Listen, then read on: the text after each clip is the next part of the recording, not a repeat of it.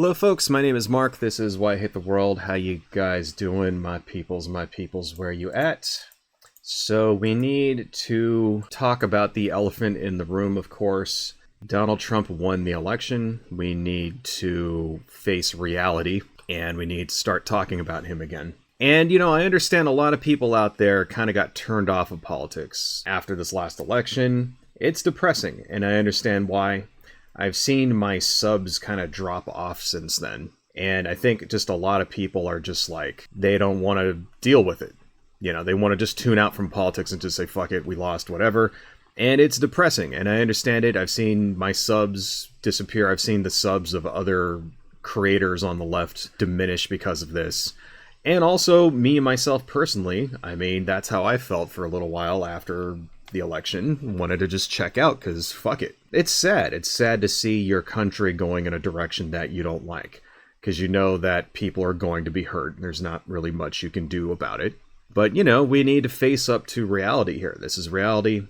It doesn't help anyone if we tune out and just try to ignore what's happening. It's like, no, we need to talk about it. We need to be active. I figure best way for me to get back into this is to start making more political videos again. What are you going to do? So we need to talk a little bit about Donald Trump's cabinet picks, because the man isn't even president yet, and he's already causing total fucking chaos with these incredibly ridiculous cabinet picks. And I keep seeing lots of creators on the left, people that I watch all the time, like, for example, David Pakman, or, say, Kyle Kulinski from Secular Talk, people like that, talking about how there's some kind of plan that Trump is putting forward these ridiculous people because he's trying to push the boundaries of what's acceptable or whatever. And if he gets them in, that's great, because then he's got a sycophant loyalist. And then if he doesn't, then he's just pushed it further to the right. And the next person he puts in will be mild by comparison, blah, blah, blah, blah, blah. And one thing we need to remember is that, no, there is no plan. Donald Trump is not planning anything. The man cannot plan. He is incapable of planning. He leaves the work to other people. Case in point, the conservative establishment, people like the Heritage Foundation and all that, the people that gave Donald Trump all the money so that he can get elected, they had a list of cabinet picks that they wanted him to choose. They basically gave him a list and said, here you go, Donald, choose these people. And Donald Trump is ignoring their picks and putting in his own picks. And who is he choosing? He's choosing suck-ups and sycophants. He's choosing loyalists, people that have no business being in government whatsoever, people like RFK and Matt Gaetz, whatever. He's choosing people that he sees on TV, like Dr. Oz, for example, and Fox News hosts, people that have no experience in the cabinet positions that they're being suggested for. He's doing this because he's a goddamn moron. He's an idiot. These are not competent people. He's an insane idiot, and he makes decisions based on his ego. This is good news, I think, for the rest of us, because that means he's going to put in a bunch of morons who won't be able to enact the worst of the agenda that all the fucking MAGA fascists want. So let's talk a little bit about these insane people. First person is named Matthew Whitaker as the U.S. ambassador to NATO. And his big thing is that he does not like NATO. He wants to weaken NATO. He thinks NATO is outdated and is essentially a Putin stooge. He was actually the former chief of staff to Jeff Sessions when Jeff Sessions was the attorney general during the first Trump administration. He also worked for conservative think tanks and lobbying groups. One of them in particular was called the Foundation for Accountability of Civic Trust, otherwise known as FACT. And fun fact about this group, they were founded in 2012 specifically to spread misinformation and lies about Hillary Clinton. That seems to be what they focused on. They've gone after other Democrats and stuff like that. They spent a lot of money lobbying to put Hillary Clinton in jail because of her private email server. You guys remember that? You guys remember the buttery mails, And it was such a big fucking deal that Hillary Clinton was handling classified, potentially handling classified documents wrong with her private email server. This is, of course, before Donald Trump just went home with fucking boxes and boxes of classified documents and got away with it scot-free. is not going to serve any jail time or be held accountable in any way whatsoever for that. I mean, the American people don't give a fuck. They elected him to become president again. So that just kind of goes to show that conservatives really don't give a flying fuck about the safety of this nation, right? But that's who this guy is. He gets to be the ambassador to NATO, someone who thinks NATO should be shut down. Par for the course for the second Trump administration. Todd Blanche will be the Deputy Attorney General. Not much about this guy except that he was a lawyer that served Trump during Trump's New York hush money trial. That is the trial that Donald Trump was actually convicted of and should be in prison for right now. Donald Trump is convicted. I don't think you guys need to understand, even though he has just been elected president, he is the president-elect who will take power in January. He is a convicted felon and is waiting to be sentenced. And the last I heard about that is that they're actually going to hold his sentencing until he's out of office. He's going to be president for 4 years, and then after he's done being president, he's going to go and be sent to jail. That's what they want to do. Of course, I can tell you right now, Donald Trump isn't going to spend one fucking day in jail. Okay, he will not spend one day in jail. If this happens, which I highly doubt it will, I really think at some point during his 4 years as president, he's going to get this case dismissed somehow, which is bullshit. You shouldn't be allowed to dismiss a case after, like, you've already been convicted and are waiting to be sentenced. Even if you are the fucking president, you shouldn't be able to do that, but whatever. I highly doubt this is going to happen, but that's the plan. So, I don't know. We'll see. In 4 years, if Donald Trump actually goes to jail, if he actually gets held accountable for something, I'll eat my hat. I mean, I don't even own a hat. I will, like, go to the store and buy a fucking hat and then eat it on stream. Like, if that's what fucking happens, right? I don't know. Maybe not really. Maybe I'll just, like, bake, like, a cake that looks like a hat or something and eat that. But whatever. Still fucking bullshit. One of the big ones is RFK as the Director of Health and Human Services. So, yeah, RFK is a batshit insane conspiracy theorist. If we wanted to talk about everything that's bad with RFK, this video would be 2 hours long. The man is just a nutcase. But he is most famously a nutcase for being an insane anti-vaxxer type person.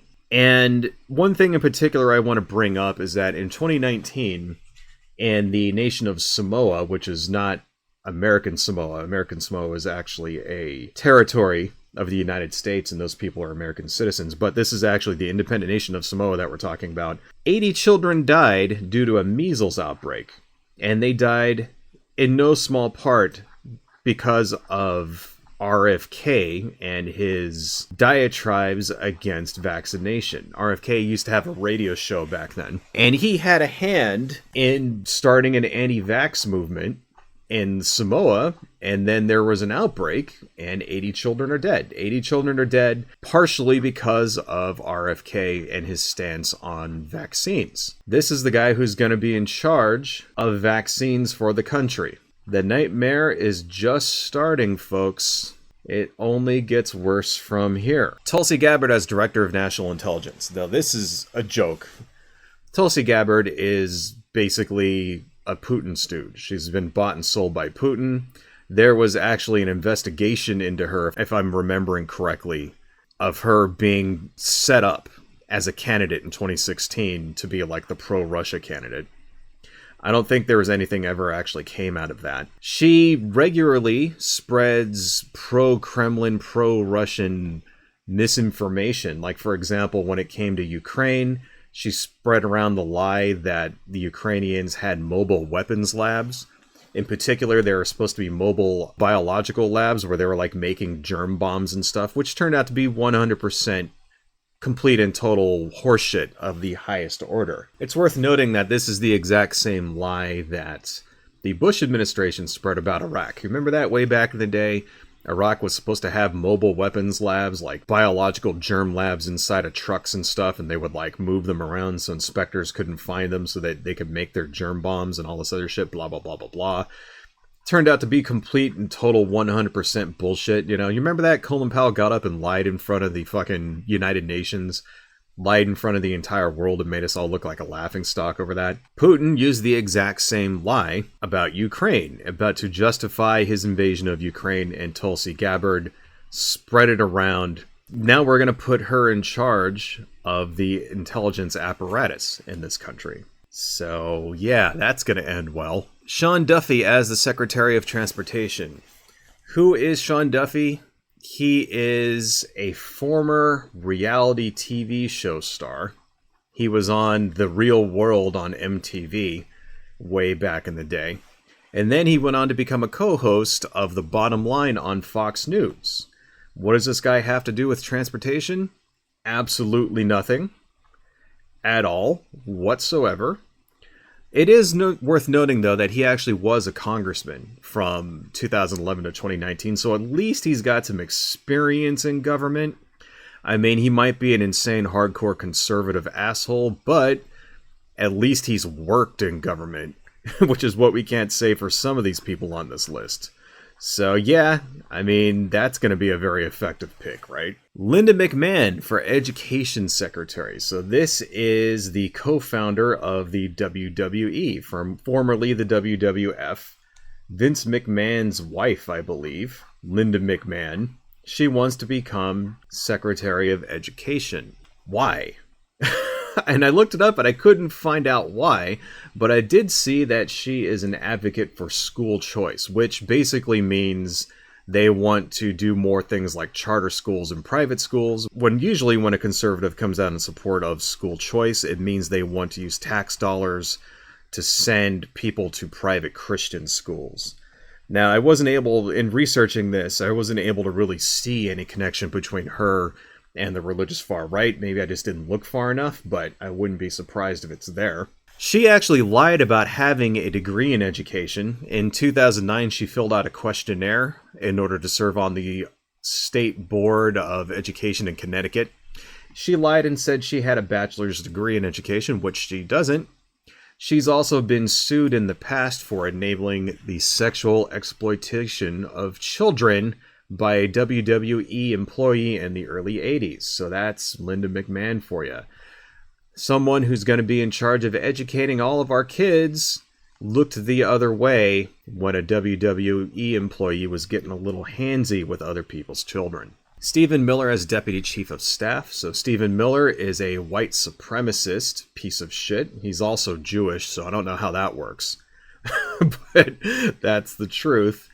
He's the guy who was responsible for creating those migrant camps during the first Trump administration, where they were basically taking people and taking their children away. See, the way it works, folks, when you're caught for being an illegal immigrant in this country, when you come over as an undocumented person, you have to have a court date. And so the way it works is that they usually catch you and they process you. They give you a court date because you have to be able to defend yourself. You can't just be throwing people on train cars and throwing them off. No, it doesn't work like that. You have to have a court date. You have to be able to defend yourself and all that other stuff. What if you actually are an American citizen? What if you actually have legal residency or something like that? So what happens is that they usually just let people go and then they come back for their court date. And surprisingly, the majority of people actually do come back for their court date because they want to stay in the country. So then they go off and they stay with relatives or something. But what Stephen Miller did is that he decided, no, we're not going to let them out so that they can come back on their own reconnaissance. We're going to keep them in camps. And then he would have people with children, and he would take their children away from them and put them in separate camps. And that became a big, huge, giant scandal because it is inhumane to take away people's children like that. That is 100% inhumane. And if you don't think so, fuck you. See, that's the right answer to that. When people defend taking away someone's children because they're an undocumented immigrant, the right response to that is go fuck yourself. I'm not going to argue with you. I am right, you are wrong. Kiss my ass, suck my dick, and stay the fuck off my channel because I don't want to hear no bullshit. That's the right fucking answer. This guy, Stephen Miller, was the person in charge of that. And hundreds of children were never reunited with their families.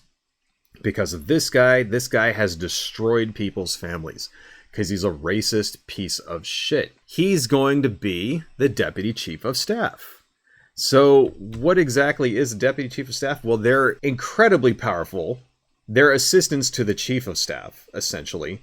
And what it is that they basically get to set the agenda. They get to decide who Donald Trump gets to meet with, who gets priorities, whatever. And if they don't like you, you don't meet with the president. So he's going to allow all the people that he likes who are going to enact his incredibly racist and inhumane immigration policy. And he's going to not allow anybody who would try to stop that from meeting with Donald Trump. And we all know that Donald Trump just does whatever the last person who meets with him actually says to do, because the guy's a goddamn moron who makes decisions based on his own fucking ego. That's who is going to basically be controlling access to the president of the United States now. This is what happens when we lose elections, folks. This is what fascism looks like. Giant piece of shit, Stephen Miller. I hope very bad things happen to him. Chris Wright as the Secretary of the Department of Energy. Who is Chris Wright? He's a super rich CEO of a company called Liberty Energy. And Liberty Energy is the second largest fracking corporation in this country. So don't expect there to be any kind of move towards renewables or getting rid of fossil fuels or anything that may stop global climate change. Chris Wright is a global climate change denier. He's going to be in charge of the energy policy here in the United States. So get ready for more drill, baby, drill. Get ready for more pollution. Get ready for gas to not change price. See, that's the thing that we got to remember. Production, when it comes to fossil fuels, does not necessarily lead to lower prices at the pump, because gas and oil and fossil fuels are sold on the open market all around the world. So really, all it really does is that it increases the profits for domestic oil companies. But will you be paying less at the pump? Probably not, because there's lots of other factors that come into play when it comes to the actual retail price. So that's what we're doing. We're basically going to screw the future of the planet so that CEOs of energy companies can make a shitload of money and, I guess, I don't know, buy another yacht or some shit. That's the way we're going, folks. Kristi Noem as Secretary of Homeland Security. She's the governor of South Dakota. She ran for the Republican presidential nomination herself and lost. Her big claim to fame is that she's a liar. Her greatest hits include lying about meeting Kim Jong-un, fucking Corey Lewandowski, and shooting a puppy because she was too lazy to train it. So she gets to be Department of Homeland Security. That's going to be fun. Dr. Mehmet Oz as the administrator for the U.S. Centers of Medicare and Medicaid Services. And this just kind of shows that Trump is choosing people based on really how much they suck up to him. I mean, at least he's an actual real doctor. Like, apparently he was doing heart transplants and shit like that back during his medical career, which is fine. So at least the guy's not, like, you know, completely divorced from what he's supposed to be doing. But, you know, he's been on TV and stuff like that. He's been involved with several different shady companies throughout his television career.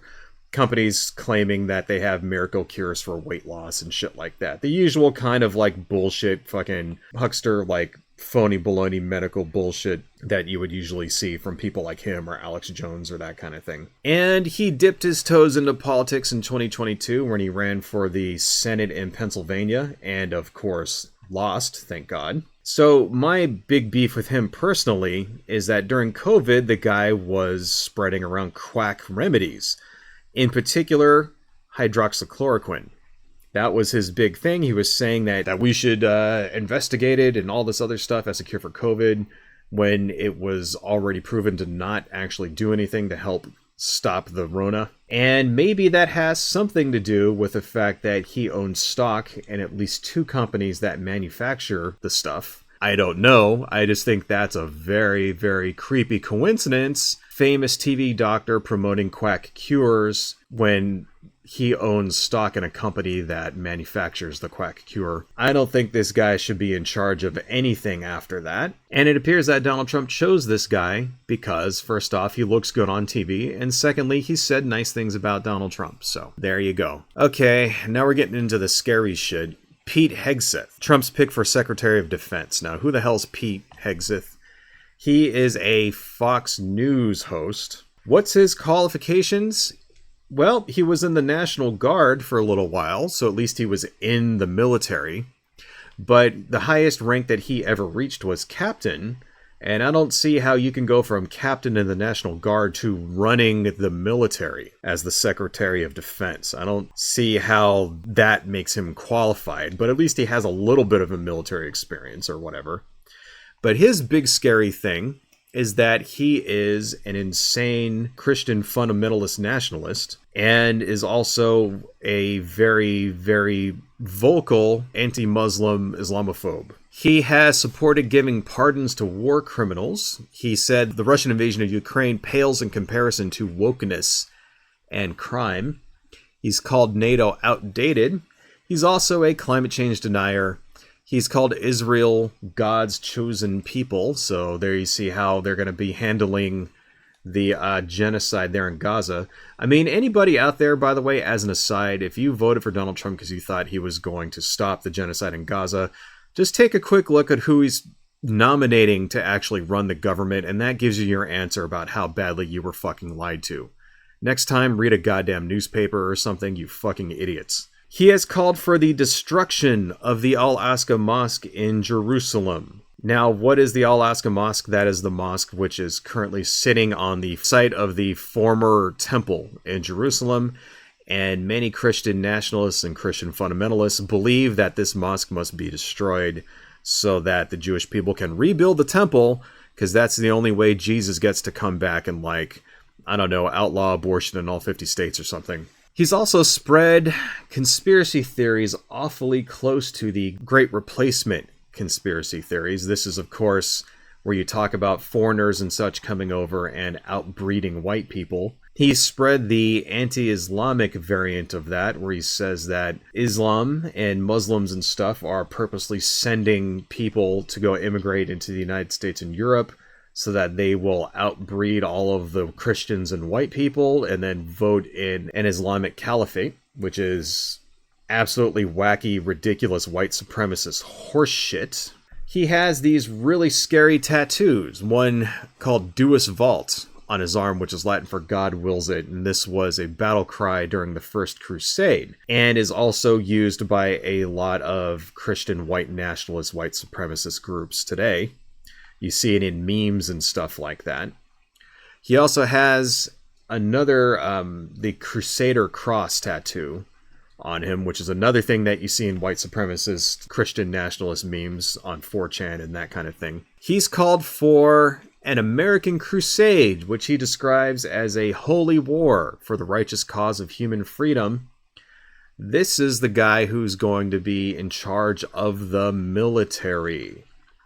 An absolute maniac, insane person who would have no qualms about nuking everyone who isn't Christian. If there's anybody that we really need to stop from being put in place here, it's this guy. This guy is an absolute fucking lunatic. The biggest lunatic I've seen, however, is Tom Homan, which is Trump's immigration czar. So there actually isn't an immigration czar right now. This appears to be a cabinet position that Trump is going to create. Tom Homan, I think, was the head of ICE back during the first Trump administration. I could be wrong about that, but I think he was. He's a complete fucking wackaloon white supremacist asshole. His plan is for Trump to declare a national emergency and then use the military to go house to house through blue states. This is his own words, and round up anyone who is undocumented and forcibly deport them. That's his plan. Now, remember, this plan is incredibly wacky and unconstitutional. You can't just grab someone out of their house and throw them in a train car and then drop them off in Tijuana. It just doesn't work like that. You have to have a court date first. You have to be able to present evidence, all this other shit. Lots of things. I mean, what if they grab the wrong person? What if your name is Jose Gonzalez and they're looking for another guy with the name Jose Gonzalez, and you just happen to be an American citizen and they grab you by accident? Doesn't work like that, but this is what Tom Homan wants to do. He wants to grab everybody in this country who is undocumented, throw them into concentration camps, and basically deny them due process so that, I don't know, America can be white again, I guess, right? And remember, that's what this is. It's racism. This doesn't really have to do anything with illegal immigration or migrants or anything like that. You know why? Because during the first Trump administration, you didn't see people like who were white in these concentration camps they set up. They weren't taking people who were, say, overstaying their visas from Canada or England or the Netherlands or something. They weren't taking those people and taking away their children and throwing them into fucking concentration camps. They weren't doing that. They were only doing it to people from south of the border. Because it's about racism. Because it's all about racism. It's all about the fear of the white majority becoming a minority, which they will within 50 years in this country. They want to stop that.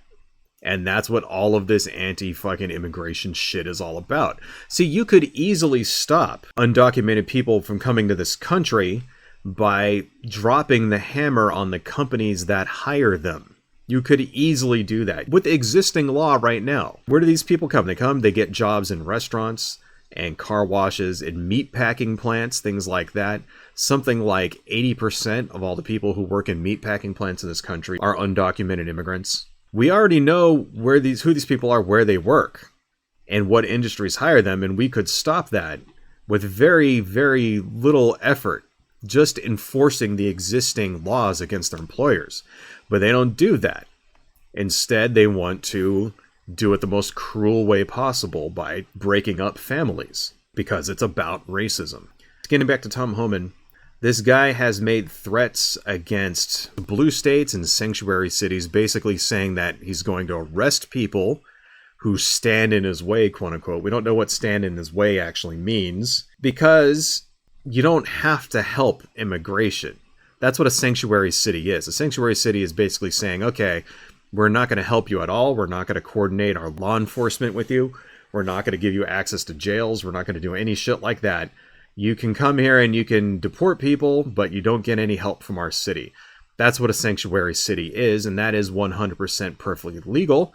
And you cannot arrest someone for not helping you. It's just like, say, if a cop comes to you and say, hey, I want to take a statement because you're a witness to a crime, and you say, I didn't see anything, I don't want to give a statement, I don't want to give you my name, I don't want to be involved at all. That cop is then not allowed to arrest you and force you to give a statement for not cooperating. Your statement is, I don't want to give a fucking statement, fuck off, get off of my porch. That is 100% legal. And so this guy, Tom Homan, he's just blowing hot air right out of his ass. Now, of course, will he try to arrest people? I don't know. We're living in a new political reality now. We're living under fascism now with Donald Trump in 2 months. So who knows what'll actually happen, but that's not how it's supposed to fucking work. They also want to start looking at denaturalizing actual American citizens. And, here's the thing. If you pay attention to liberal and progressive news, you would have known that this was going to happen. I've seen articles about this. I've seen creators that I watch, people like Tom Hartman and stuff, talk about this, that they want to go after legal immigrants. And they're going to start with people who they say committed fraud and filled out their applications fraudulently and stuff like that. It will be worth noting that they will not be going after white people that do this. For example, Elon Musk. There is reason to believe that Elon Musk worked illegally when he had his student visa. Remember, Elon Musk is from South Africa. There is reason to believe that he worked illegally under his student visa, and he's also admitted to doing things like taking illegal drugs, stuff like that. You could conceivably say, under these strict interpretations of such rules, that Elon Musk is subject to being denaturalized underneath Tom Homan's new expanded rules or whatever, right? But no, they're not going to bother Elon Musk. They're not going to bother somebody like Melania Trump either. Melania Trump came over on what's called an EB-1 visa, right?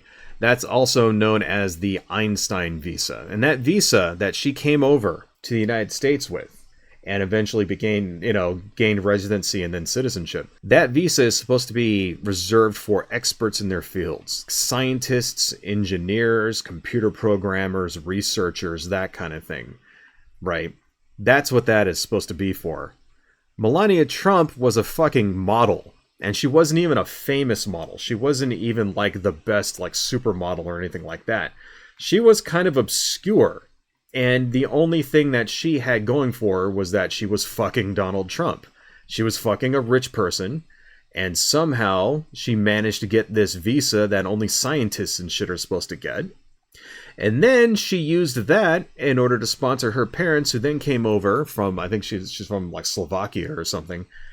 They then came over and became citizens. So actually, this guy talks about how he wants to stop chain immigration. Well, fucking Melania Trump is, a prime example of chain immigration. Are they going to revisit Melania Trump's fucking status as a naturalized citizen? Probably not, because it's all about racism. Because, her skin isn't dark enough. So keep all that shit in mind. This is the fucking nightmare guy that wants to be in charge of immigration, who wants to send jackbooted thugs door to door in order to drag people out of their houses and take away their children. He said that he'll deport entire families. Like, say, for example, if one person is an American citizen, the husband's an American citizen and the wife isn't, he said that, we can just deport the entire family. So he wants to deport American citizens. He wants to take away the citizenship of people who have become citizens. That's who this guy is. Dark times ahead, folks. But here's the thing about this, folks, right, is that we can stop these people, okay? Just because Donald Trump has put these people forward doesn't mean that they have to be confirmed into their positions. And the perfect example of this is Matt Gaetz. Any of you who watch the news or even pay attention in the smallest bit have been paying attention to the rise and fall of Matt Gaetz. And what the hell happened with that? Well, there was a Senate ethics report that was supposed to come out because Matt Gaetz has been alleged to have had sex with a 17-year-old girl on multiple occasions. And even his wingman, his name was Joel Greenbaum, the guy that set it all up for him, that guy got 12 years in prison. Of course, Matt Gaetz didn't get charged at all because he's rich and he's a senator. So what happened was that Congress decided, well, we're going to investigate this ourselves. If the FBI doesn't want to get involved in this, we're going to investigate it ourselves. They went out, they interviewed people. Supposedly, they have an entire report with witnesses who say they saw Matt Gaetz having sex with a 17-year-old girl. They have witnesses who said they saw him do it multiple times. They even have a chart, which is actually kind of insane. It's this chart that shows all of the Venmo payments that he has done in order to pay these women to have sex with him.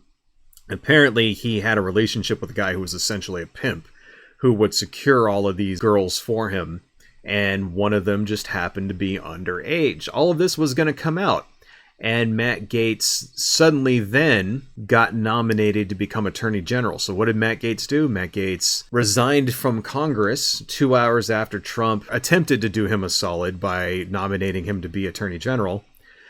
And here's the thing. Well, if he's not a senator anymore, then the Senate Ethics Committee is not allowed to give any oversight over him. He's suddenly a private citizen. And he thought that would stop them from releasing this report. Lo and behold, it didn't stop them from releasing the report. Some of it actually got leaked. Things like that chart got leaked. That was supposed to be part of the report. The Democrats actually grew a spine and said, we're going to release it anyway, because now if he's going to be Attorney General, we need to vet him. And we want to see that report. And of course, this has resulted in Matt Gaetz withdrawing his name from the nomination. So he's not going to be Attorney General now. And it was because of pushback in Congress from the Democrats. Also, some other Republicans as well. And the only reason why is because there were 4 Republicans who actually remembered that they're decent human beings and sided with the Democrats in order to release the report. And that's why Matt Gaetz dropped out. Okay. So we can stop these things. All right. We can stop these people. It just takes our politicians having a spine. Well, how do your politicians get a spine? They get a spine when you call them and tell them to grow a fucking spine. See, a couple of videos ago, I said that you should go out and write your congressman, and people laughed at me for that. You know, I got like comments from people saying I was insane and a moron and all this other shit. This is how that works. If you tell your congresspeople what you want, they will do it because they want to get reelected. This is how it works. Those 4 Republican congressmen didn't do that. They didn't side with the Democrats because they don't like Matt Gaetz. They sided with the Democrats because they said, hey, if we don't, I don't get reelected.